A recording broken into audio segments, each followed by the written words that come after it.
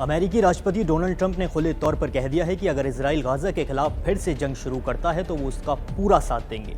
Trump ने यह भी कहा है कि इजराइल चाहे तो सीज फायर को बरकरार रखे या फिर से जंग छेड़ दे। अमेरिका दोनों ही सूरतों में नेतन्याहू के साथ खड़े हैं। डोनाल्ड ट्रंप के इस बयान के बाद पूरी दुनिया के मन में अब सवाल यही है कि कहीं एक बार फिर से जंग तो नहीं छिड़ जाएगी। दरअसल एक इंटरव्यू में ट्रंप से सवाल किया गया था कि गाजा में युद्ध विराम को बढ़ाकर बंधकों को वापस लाने की कोशिश की जाए या फिर से जंग शुरू की जाए।